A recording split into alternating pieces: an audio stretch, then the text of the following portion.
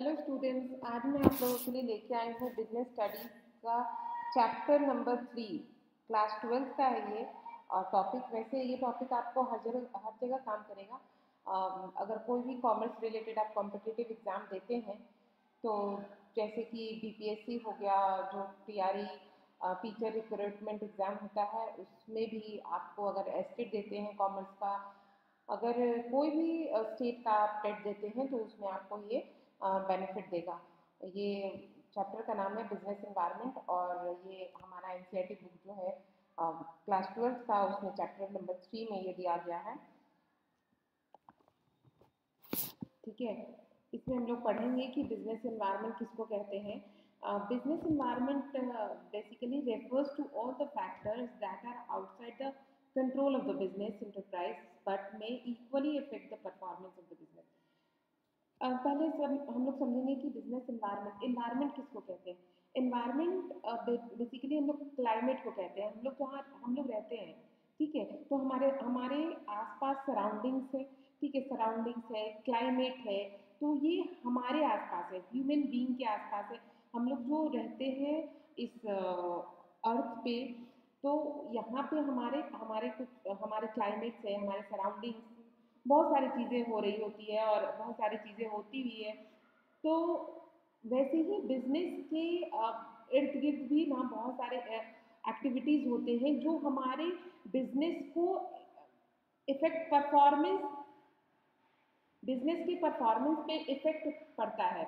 उसका जो भी एक्टिविटी होता है हमारे आसपास, हमारे बिजनेस के आसपास, लेकिन वो हमारे कंट्रोल में नहीं रहता है, हमारे outside the control of the business, हमारे कंट्रोल में बिल्कुल नहीं रहता है ये।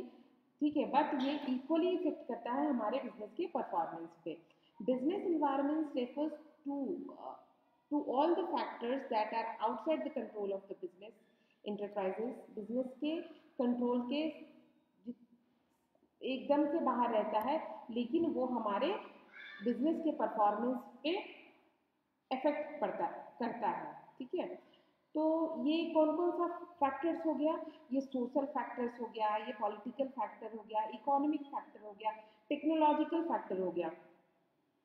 सोशली अगर हमारे एनवायरनमेंट में, हमारे बिजनेस के एनवायरनमेंट में कुछ भी अगर चेंजेस आता है, टेक्नोलॉजी चेंज हो गया, पॉलिटिकल वे में, इकोनॉमिक वे में, कोई भी अगर कोई भी टेक्नोलॉजी से रिलेटेड अगर चेंजेस आ गया, पूरा टेक्नोलॉजी ही बदल गया, तो वो रहता है जो सोसाइटी को इफेक्ट करता हो।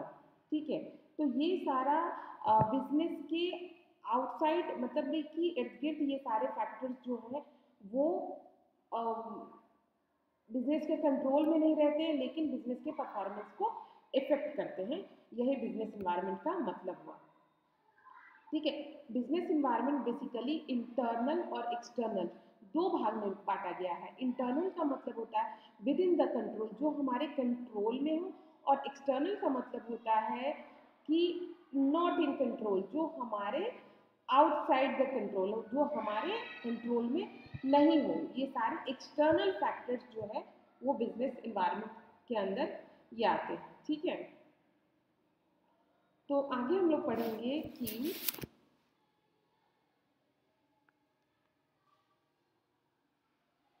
फीचर्स क्या है, बिजनेस इन्वायरमेंट के फीचर्स क्या है, फीचर्स ऑफ बिजनेस इन्वायरमेंट। तो कुल मिला के कुछ फीचर्स हैं हमारे बिजनेस इन्वायरमेंट के। तो पहला है ये टोटलिटी ऑफ एक्सटर्नल फोर्सेस।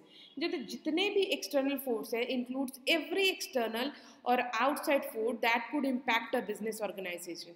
जितना भी एक्सटर्नल फोर्स है जो हमारे बिजनेस को इम्पैक्ट कर सकता है, जो हमारे बिजनेस को इफेक्ट कर सकता है, such as government, political, economy, technology, legal, society, कुछ भी हो, ये सारे अगर हमारे बिजनेस को इम्पैक्ट कर रहे हैं तो वो एक्सटर्नल फोर्सेस के अंदर ये सारे आते हैं। ये सारे हमारे कंट्रोल में नहीं रहते हैं, लेकिन फिर भी हमारे बिजनेस के ऊपर, बिजनेस के परफॉर्मेंस के ऊपर इफेक्ट पड़ता है इन सारी चीज़ों का। दूसरा है specific and general forces. Specific and general forces में क्या होता है कि स्पेसिफिक मतलब which effect the business in which the forces are present. Specific का मतलब होता है कि जो मतलब जिस बिजनेस को किसी किसी बिजनेस पे इफेक्ट पड़ेगा, सारे बिजनेस पे नहीं पड़ेगा, पर्टिकुलरली एक ही बिजनेस के ऊपर इफेक्ट पड़ेगा।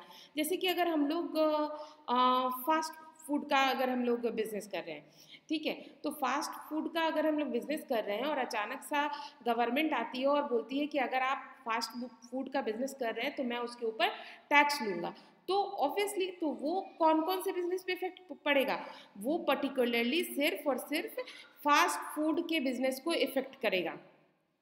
तो वो स्पेसिफिक हो गया। और जैसे कि क्या होता है कि अगर कोई आया हमारे यहाँ, ठीक है, कोई कस्टमर आता है हमारे यहाँ कुछ फास्ट फूड खाने के लिए, चलिए ठीक है मोमोज का एग्जांपल लेते हैं। मोमोज खाने के लिए अगर ले आता है कोई कस्टमर हमारे पास, और वो अगले दिन जाके अपने किसी फ्रेंड को बोलता है कि वो उस दुकान में जो मैंने मोमोज खाया था वो बहुत तीखा था, तुम मत खाना वहाँ से, क्योंकि वहाँ पे मेरा 2 दिन तक मेरा तबीयत खराब रहा, क्योंकि उसका मोमोज का चटनी जो था वो बहुत तीखा था। तो वो क्या बोलता है स्पेसिफिक, वो किसी एक पर्टिकुलरली दुकान, किसी स्पेसिफिक बिजनेस के बारे में, वो किसी स्पेसिफिक शॉप के बारे में इंडिकेट करके वो बोल रहा है। तो वो सिर्फ और सिर्फ जो जो भी फोर्सेस लगा, ठीक है, जो भी प्रॉब्लम हुई वो सिर्फ और सिर्फ एक ही बिजनेस के ऊपर इफेक्ट करेगी। वो जनरल फोर्सेस नहीं है कि वो पूरा का पूरा मोमोज मतलब के दुकान में ऐसे ही मिलता है मोमोज, ऐसा नहीं है। सिर्फ और सिर्फ वो स्पेसिफिक एक ही दुकान के बारे में वो बोल रहा है। तो वो इसका मतलब होगा स्पेसिफिक फोर्सेस का मतलब कि वो सिर्फ और सिर्फ एक ही दुकान को इफेक्ट करेगा, एक ही बिजनेस को इफेक्ट करेगा। और जनरल फोर्सेस क्या हो गया कि अगर वो गवर्नमेंट बोलती है कि अगर अब मैं फास्ट फूड का के ऊपर टैक्स लूँगा, तो जितने भी फास्ट फूड की दुकान है वो सारे सब पे टैक्स लगेगा। हाँ, और एक और चीज़ होता है कि अगर क्या होता है कि लोगों का टेस्ट बदल गया, ठीक है, अब लोग ना फास्ट फूड खाने के मतलब वो बहुत लोग हेल्थ कॉन्शियस हो जाते हैं अचानक सा, ठीक है, और वो लोग बोलते हैं कि मैं कुछ हेल्दी खाऊंगा।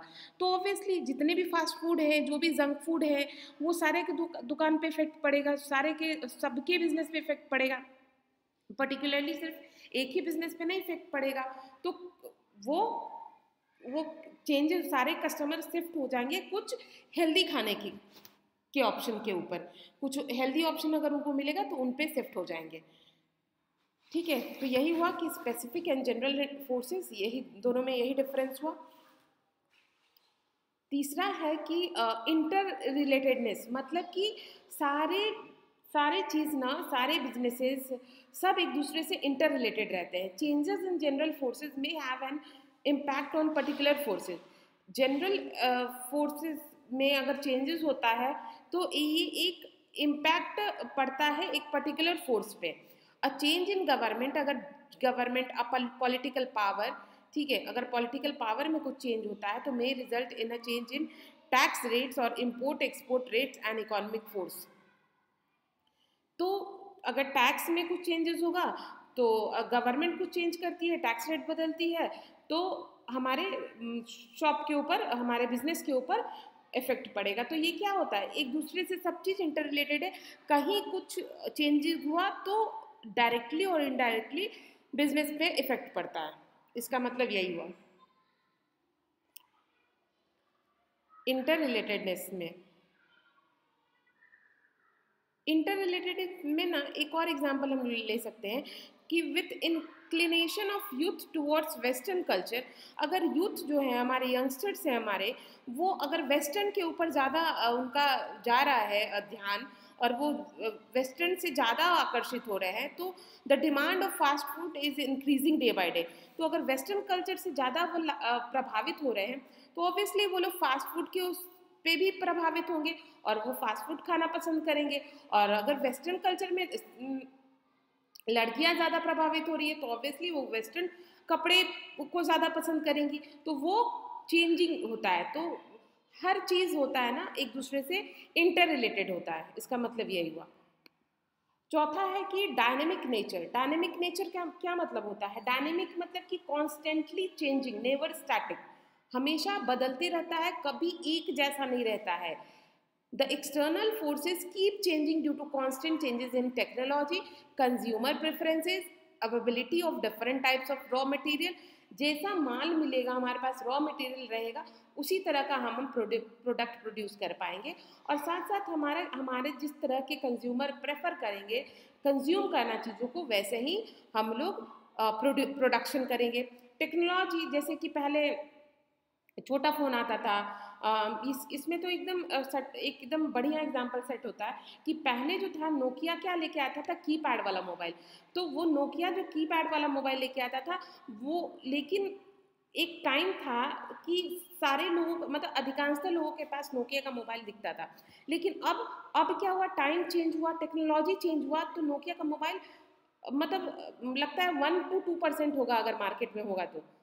लेकिन क्यों ऐसा हुआ? क्योंकि नोकिया ने टाइम पे अपने टेक्नोलॉजी को चेंज नहीं किया, वो एंड्रॉयड पे अपने आप को अच्छे ढंग से नहीं लेके आया, और वो सिर्फ और सिर्फ कीपैड पे ही वो अपना ध्यान केंद्रित रखा। तो टाइम से जैसा समय रहता है, जैसा उस टाइम पे टेक्नोलॉजी में चेंजेस लाना बहुत ज़रूरी रहता है। तो ये तो सबसे बेस्ट एग्जांपल हो गया डायनेमिक नेचर का, ठीक है। और आगे है असर्टेनिटी। असर्टेनिटी का मतलब होता है constant changes in the environment make it difficult to predict changes in the external environment. मतलब कि एनवायरनमेंट में कॉन्स्टेंटली चेंजिंग हो रहा है, मतलब कि अभी चेंज हुआ, फिर एक महीना बाद फिर चेंज हुआ, डिज़ाइन में, लोगों के प्रेफरेंसेस में, लोगों के सोच में, ये सारे कॉन्स्टेंटली चेंजेस हो रहा है। तो लोग क्या करेंगे, चेंज हो रहा है, तो वो सारा चेंजिंग क्या होता है, चेंजिंग क्या इफेक्ट करता है कि हम लोग ना प्रिडिक्ट नहीं कर पाते हैं कि हम लोग किस तरह का मतलब प्रोडक्शन करें कि लोगों को पसंद आए। तो ये थोड़ा डिफिकल्ट होता है, लेकिन फिर भी लोग तो कोशिश करते ही है अगर आप अपने बिजनेस को अच्छा चलाना चाहते हैं तो। आगे है कॉम्प्लेक्सिटी। कॉम्प्लेक्सिटी का मतलब होता है the interrelated and dynamic nature of external forces makes it difficult to prepare one single strategy to handle all the changes। Complexity का मतलब होता है कि some factor related to economy. Complexity का मतलब होता है कि जितने भी फैक्टर है, the interrelated and dynamic nature of external forces, सारे जितने भी फैक्टर्स हैं वो एक दूसरे से रिलेटेड हैं और इंडिपेंडेंटली भी काम करते हैं। साथ साथ dynamic nature and external forces make it difficult to prepare one single. और एक ही स्ट्रैटेजी के साथ हम लोग सारे प्रॉब्लम को सॉल्व नहीं कर सकते। सब अलग अलग नेचर होता है, सबका अलग अलग प्रॉब्लम होता है। तो हम लोग एक ही स्ट्रैटेजी के साथ, एक ही सॉल्यूशन के साथ सारे प्रॉब्लम को सॉल्व नहीं कर सकते, इसीलिए इसको कहा गया कॉम्प्लेक्सिटी। रिलेटिविटी मतलब क्या होता है, the impact of changes depends on business to business, country to country and region to region. मतलब क्या होता है कि हर एक जगह के लिए, हर एक कंट्री के लिए, हर एक बिजनेस के लिए अलग अलग इम्पैक्ट करता है इन्वायरमेंट। इन्वायरमेंट हर एक चीज़ के लिए एक ही जैसा इम्पैक्ट नहीं डालेगा। इफेक्ट जो होगा ना इन्वायरमेंट का, बिजनेस टू बिजनेस वैरी करेगा, कंट्री टू कंट्री वैरी करेगा, रीजन टू रीजन वैरी करेगा। ठीक है, तो बस अभी के लिए बस इतना ही। अगर कुछ नहीं समझ में आया हो तो प्लीज़ मुझे कमेंट बॉक्स में पूछ सकते हैं, मैं आपको वहाँ पे जवाब दे दूँगी। अगर मेरा वीडियो अच्छा लगा हो तो प्लीज़ मेरे वीडियो को लाइक कर दीजिएगा, मेरे चैनल को सब्सक्राइब कर दीजिएगा। Thank you, bye bye, take care.